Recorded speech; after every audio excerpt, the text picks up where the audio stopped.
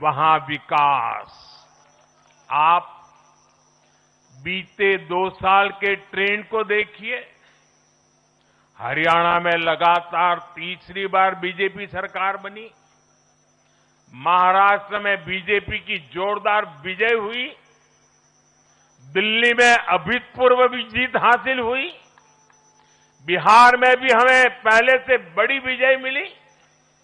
और ये सफलता सिर्फ राज्यों के चुनाव में नहीं दिखी, ये सफलता लोकल गवर्नेंस के चुनाव में भी दिख रही है।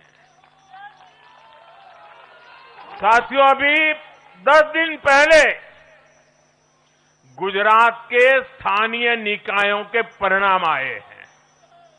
वहां बीजेपी 2.5-3 दशक से जनता की सेवा निरंतर कर रही है और हर चुनाव में जनता बीजेपी को आशीर्वाद के नए रिकॉर्ड बना रही है। गुजरात में इस बार बीजेपी को अब तक का हाईएस्ट वोट शेयर मिला है।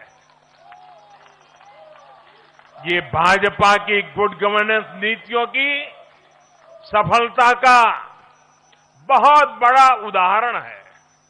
साथियों, आज भाजपा के कार्यकर्ता के रूप में मेरे मन में बार बार एक और बात आ रही है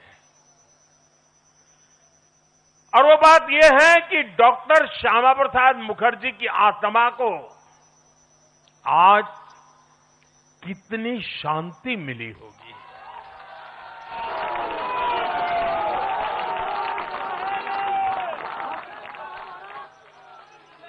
उन्होंने 1951 में जनसंघ की स्थापना करके प्रत्येक कार्यकर्ता को संदेश दिया था कि देश के लिए जीना है और देश के लिए मरना है। उन्होंने अपने जीवन से साबित किया कि राष्ट्र सर्वोपरि का मंत्र लेकर चलने वाले अपना जीवन देने में एक पल का भी संकोच नहीं करते।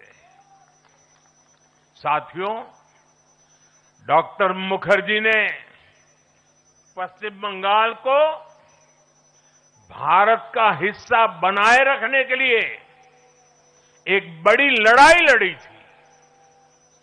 उन्होंने जिस सशक्त और समृद्ध बंगाल का सपना देखा था, वो सपना कई दशकों से पूरा होने का इंतजार कर रहा था।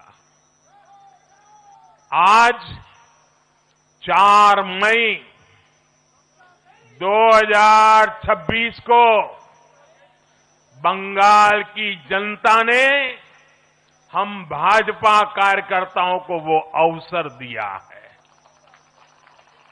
साथियों, बंगाल के भाग्य में आज से एक नया अध्याय जुड़ गया है। आज से बंगाल भय मुक्त हुआ है।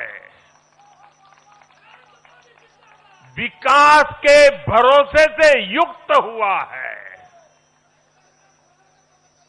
বাংলায় পরিবর্তন হয়ে গেছে।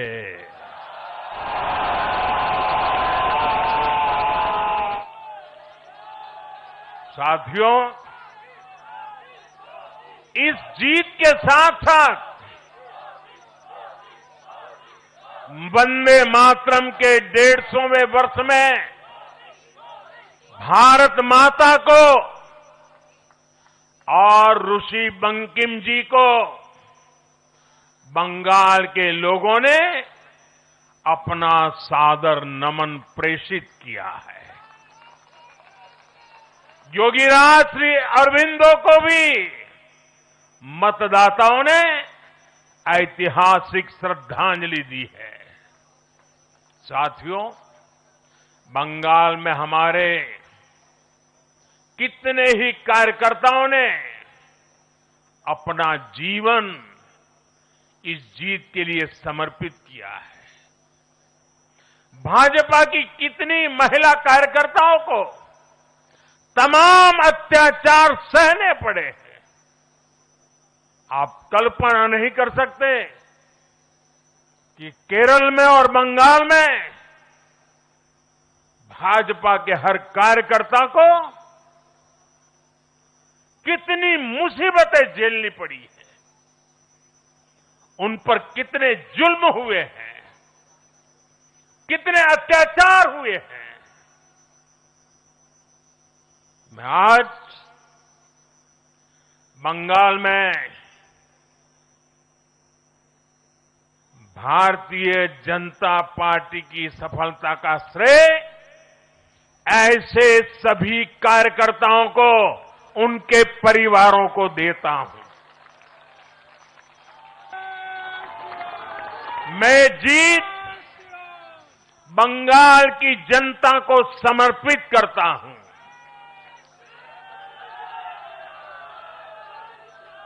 साथियों, अभी 4 मई की यह शाम भले ही ढल रही हो, लेकिन बंगाल की पावन धरा पर आज एक नया सूर्योदय हुआ है।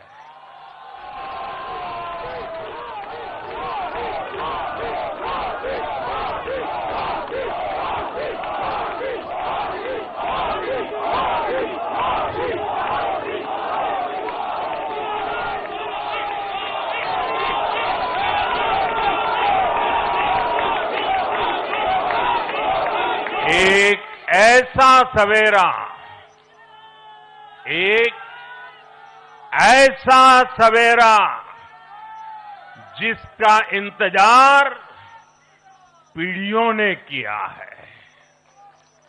भाजपा ने जितनी सीटें जीती वो महज एक चुनावी आंकड़ा नहीं है, ये उस अड़िग विश्वास की हुंकार है जिसने डर, तुष्टीकरण और हिंसा की राजनीति को जड़ से उखाड़ फेंका है।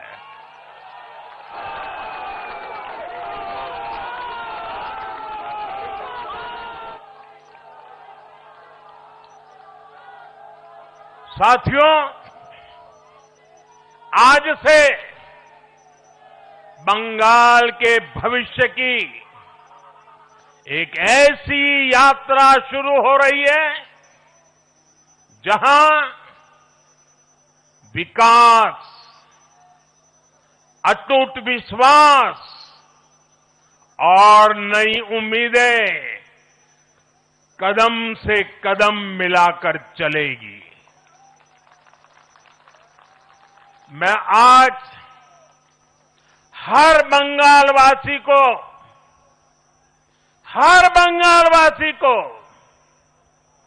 भरोसा देता हूं,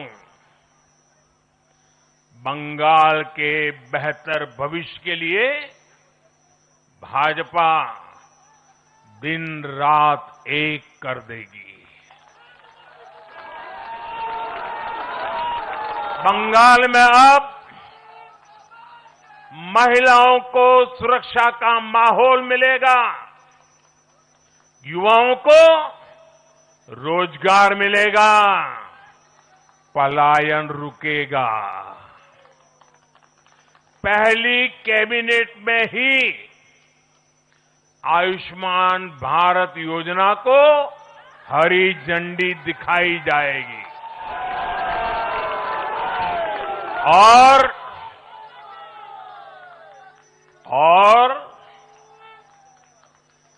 घुसपैठियों के खिलाफ भी सख्त से सख्त कार्रवाई होगी।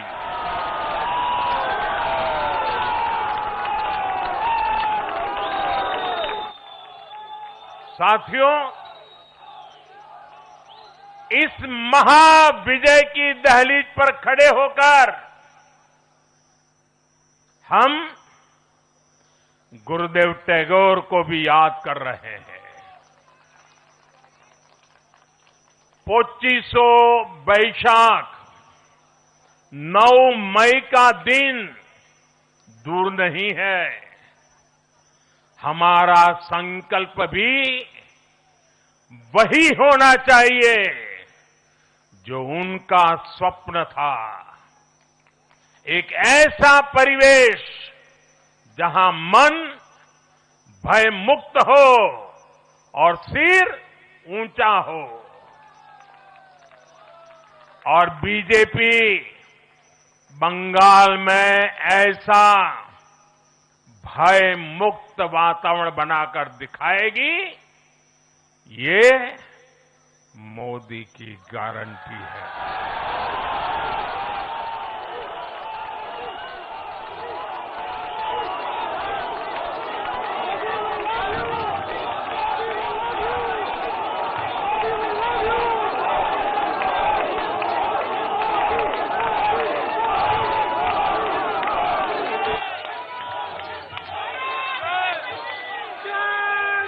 साथियों, बंगाल के ये चुनाव एक और वजह से बहुत खास रहे हैं। आप याद कीजिए, बंगाल चुनाव के समय कैसी खबरें आती थी। हिंसा, डर और निर्दोष लोगों की मौतें। लेकिन इस बार पूरे देश ने एक नई खबर सुनी। पश्चिम बंगाल में शांतिपूर्ण मतदान हुआ। पहली बार ऐसा हुआ कि चुनावी हिंसा में एक भी निर्दोष नागरिक की जान नहीं गई। लोकतंत्र के इस महापर्व में बंदूक की आवाज नहीं, जनता जनार्दन की आवाज गूंजी। पहली बार डर नहीं, लोकतंत्र जीता है। साथियों, आज जब बंगाल ने परिवर्तन के नए दौर में प्रवेश किया है, तो मैं बंगाल के हर राजनीतिक दल से एक आग्रह भी करना चाहता हूं। बंगाल में बीते दशकों में राजनीतिक हिंसा की वजह से न जाने कितनी जिंदगियां बर्बाद हो चुकी है। मेरा स्पष्ट मानना है कि आज से बंगाल की चुनावी जो आदतें फैली हुई है, उसमें बदलाव आना चाहिए।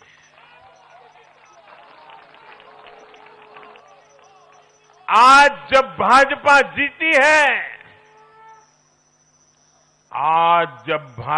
जीती है, तो बदला नहीं, बदलाव की बात होनी चाहिए।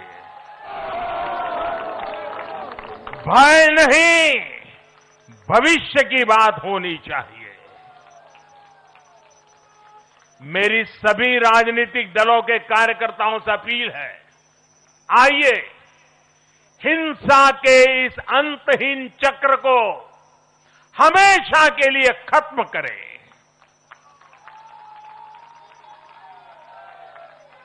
किसने किसे वोट दिया, किसे नहीं दिया, उससे ऊपर उठकर बंगाल की सेवा के लिए काम करें। साथियों, इन राज्यों में चुनाव और उसके नतीजों की राजनीतिक एक्सपर्ट्स अपने अपने तरीके से समीक्षा कर रहे हैं। लेकिन इन नतीजों की एक और बहुत अहम बात है इनकी टाइमिंग। आप देख रहे हैं कि जब इन राज्यों में जनता वोट डाल रही थी तो इसी दौरान विश्व में क्या कुछ नहीं चल रहा था।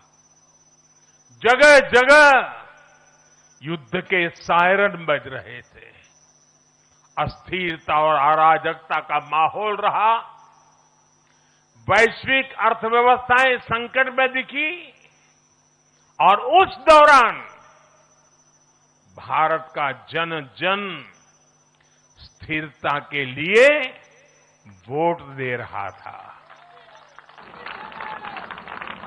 साथियों, आज पश्चिमी एशिया में चल रहे संकट का पूरे विश्व पर बुरा असर पड़ा है, लेकिन भारत पूरे सामर्थ्य से इस संकट का सामना कर रहा है। इस चुनाव परिणाम ने भी दिखाया है कि भारत इस चुनौती में भी एकजुट है, एक मत है, एक लक्ष्य से संकल्पित है और वो लक्ष्य है विकसित भारत। विकसित भारत का लक्ष्य लेकर के हम निकले हैं। साथियों, विकसित भारत के संकल्प की सिद्धि में पूर्वोदय का बहुत बड़ा महत्व है। जब भारत समृद्ध था, आर्थिक, राजनीतिक और सांस्कृतिक सामर्थ्य के चरम पर था, तो उसके 3 मजबूत स्तंभ थे। ये स्तंभ थे अंग, अंग यानी आज का बिहार, बंग यानी आज का बंगाल और कलिंग यानी आज का उड़ीसा। कलिंग उस समय हिंद महासागर के समुद्री व्यापार का एक छत्र सम्राट था। कलिंग के बंदरगाह पूरे एशिया तक भारत के उत्पादों को पहुंचाते थे। वही अंग सूत, रेशम और अन्य व्यापार के साथ साथ नालंदा और विक्रमशिला जैसे एजुकेशन सेंटर्स का भी हब था। और बंग वो सांस्कृतिक धरती थी जहां से भारत की आत्मा की आवाज उठती थी। साथियों, गुलामी के कालखंड में जैसे जैसे समृद्ध भारत के मजबूत पिलर कमजोर होते गए, भारत का सामर्थ्य भी क्षीण होता गया। इसलिए